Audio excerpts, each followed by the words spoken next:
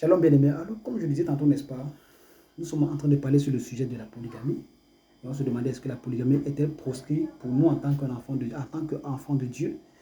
Alors, nous sommes donc dans la dernière partie de cet enseignement. On a donc lu que ce que l'apôtre Paul a dit, que ces choses ont été écrites afin que cela puisse nous servir d'exemple. Alors maintenant, est-ce que dans le Nouveau Testament, la polygamie est-elle proscrite? On va d'abord lire, on a lu ce que l'apôtre Paul a dit, de ne pas copier, n'est-ce pas? On va aller dans Éphésiens chapitre 5, Éphésiens chapitre 5, à partir du verset, Éphésiens chapitre 5, à partir du verset 25. Marie, aimez votre femme comme Christ a aimé l'église. On dit Marie, aimez votre femme, et non vos femmes. Oui, comme Christ a aimé l'église, il s'est donné lui-même pour elle. Si elle là, c'est pas au pluriel au singulier, afin de la conduire, la conduire à la sainteté après l'avoir purifiée et lavée par l'eau de la parole, pour faire apparaître devant lui cette église glorieuse sans tache de vie. Voilà, verset 28, c'est ainsi que les maris doivent aimer leurs femmes. On parle de les maris doivent aimer leurs femmes. C'est marrant parce que si leur femme c'est au singulier, c'est pas au pluriel. Les maris doivent aimer leurs femmes comme leur propre corps. Celui qui aime sa femme, c'est lui-même. L'apôtre Paul a été clair. Celui qui aime sa femme, aime lui-même. En effet, jamais personne n'a détesté son propre corps. Au contraire, il le nourrit et en prend soin comme le Seigneur le fait pour l'Église. Parce que nous sommes les membres de son corps, formés de sa chair et de ses os. C'est pourquoi, maintenant, ici le verset, l'apôtre Paul cite le verset de Genèse, la pensée parfaite de Dieu.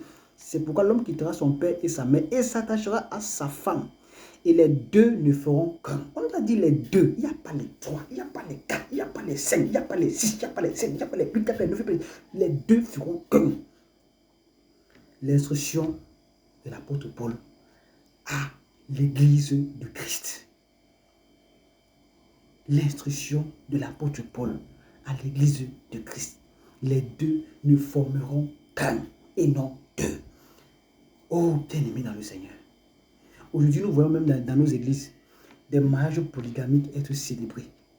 Tout ça à cause de la puissance de l'argent. L'argent est venu remplacer la parole de Dieu. À cause de l'argent, on peut accepter du n'importe quoi. À cause de l'argent, on ne peut plus faire selon les Écritures.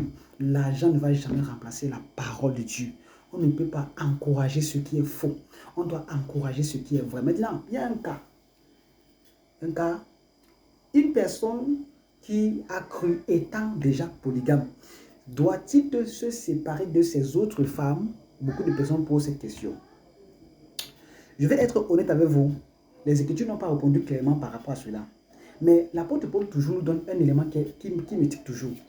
Dans 1 Timothée chapitre 3, quand l'apôtre Paul donne les conditions pour être évêque et ancien, et diacre, je crois que c'est diacre, voilà. Voilà ce que l'apôtre Paul dit. Je veux qu'on lise cela dans 1 Timothée chapitre 3. 1 Timothée 3, partie de verset 1. Cette parole est certaine. Si quelqu'un aspire à la charge de responsable, c'est une belle tâche qu'il désire. Il faut donc que le responsable soit irréprochable, fidèle à sa femme, sobre,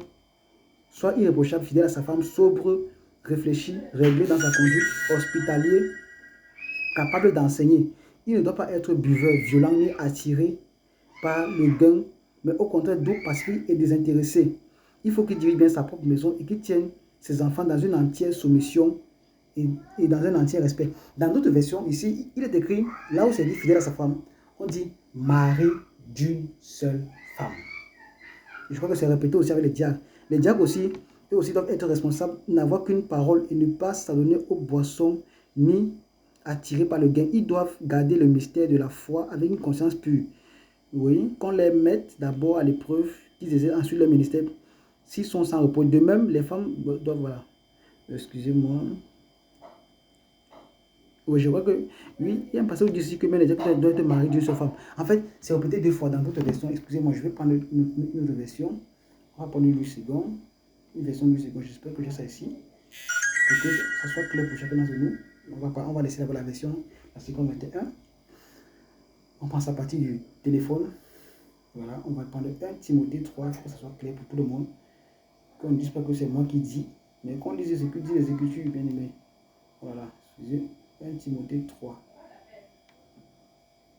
Voilà, cette parole est certaine. Si quelqu'un aspire à la charge d'évêque, il désire une œuvre excellente. Il faut que l'évêque soit irréprochable, mari d'une seule femme. On va s'arrêter là.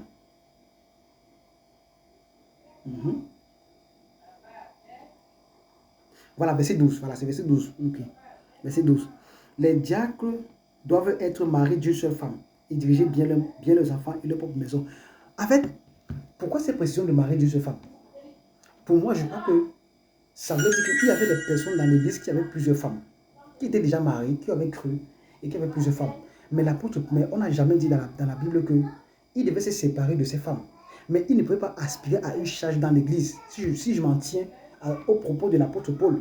Parce que si c'était évident que tu viens à l'église, tu as plusieurs femmes, et que tu renvoies tes femmes, automatiquement tu pouvais avoir la responsabilité. Mais ici, il est dit clairement que celui qui aspirait à une charge de responsabilité, la condition sine qua non était être marié d'une seule femme. Il y a donc des églises ici qui, quand un homme qui est polygame a cru, on ne lui demande pas de renvoyer les femmes qu'il a. Ils ont passé toute une vie ensemble, ils ont des grands enfants et tout, mais ils n'ont aucune responsabilité à l'église. Dans certains milieux même, tu ne prends même pas la Sainte Seine. Oui, tu ne prends pas. Maintenant, est-ce que c'est mauvais aussi de renvoyer ces femmes? Je crois qu'à ce niveau, chacun doit faire selon une conviction. Je ne peux pas donner une réponse exacte, mais je le dis, si je m'en tiens à ça, une personne qui est mariée et qui a cru, étant déjà mariée polygame, doit rester avec ses femmes. Si je m'en tiens à ça, au risque et péril de ne jamais avoir de responsabilité à l'église. Alors peut-être aussi en donnant aussi cette responsabilité, c'est aussi d'encourager ces personnes de renvoyer les femmes. Ça peut aussi être possible. Maintenant, au cas où ils ne le faisaient pas, eh bien, tu viens à l'église, tu es juste simplement bon, jusqu'à ce que tu meurs. Maintenant, Dieu sait ce qui va se passer après, mais il n'y a pas de manière littérale dans les Écritures ou dans le Nouveau Testament où on demande, je précise bien, à ceux que tu étais déjà polygame, tu as cru étant polygame, de renvoyer tes autres femmes. Ce n'est pas écrit dans le Nouveau Testament. Je le dis bien dans les Écritures, ce n'est pas écrit. Mais quelqu'un peut le faire. Moi, je crois que quelqu'un peut le faire. Et si quelqu'un ne le fait pas, la Bible non plus, les apôtres non plus condamné cela. Mais s'il y a des risques et périls dans la vision où tu ne pourras pas avoir de responsabilité à l'église, là, tu seras obligé de t'asseoir toute ta vie.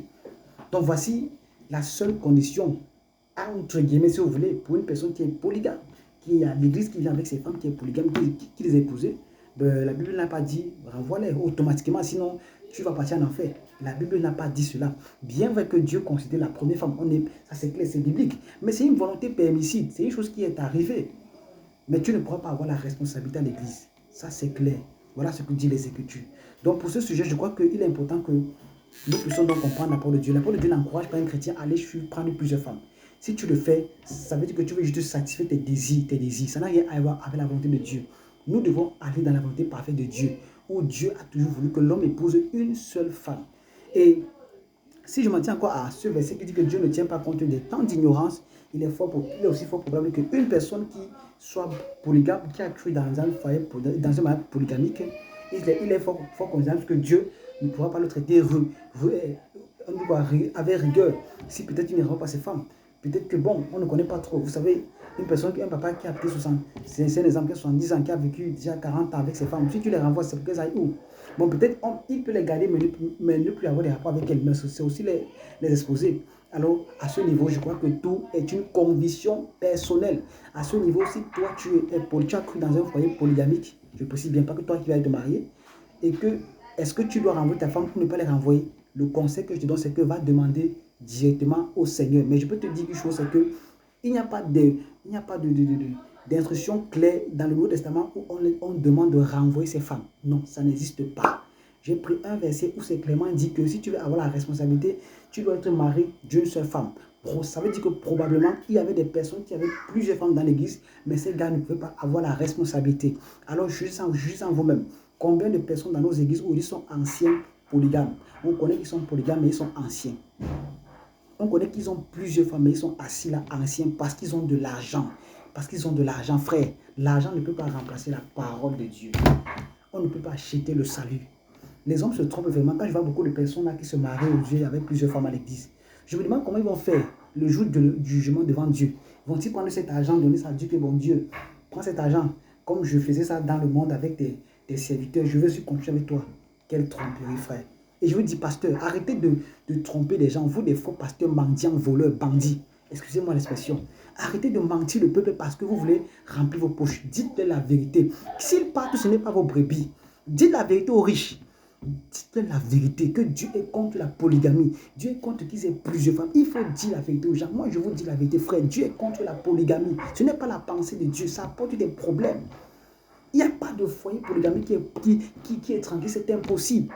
Il n'y a pas, ça n'existe pas. Les femmes, c'est difficile de voir des femmes qui peuvent habiter ensemble sans avoir des confrontations, même si elles font semblant comme des femmes musulmanes. Dans leur cœur, elles ne sont pas contentes. Aucune femme ne peut accepter que, et pendant qu'elle dort là, est-ce que son mari dort avec sa voisine? C'est impossible. Je vous le dis que c'est impossible, frère. Revenons à Dieu. Revenons à la simplicité de l'évangile. Revenons à Dieu, frère. Laissons la polygamie. Ce n'est pas une chose pour nous, enfants de Dieu. Dieu est contre la polygamie, mon frère. Dieu est contre la polygamie, ma soeur. Je prie que ce message puisse te bénir. Je prie au nom de Jésus-Christ que ce message porte des fruits dans ta vie. Que tu comprennes que la polygamie n'est pas bien et que tu marches selon Dieu. Que Dieu te bénisse. Shalom, shalom, shalom.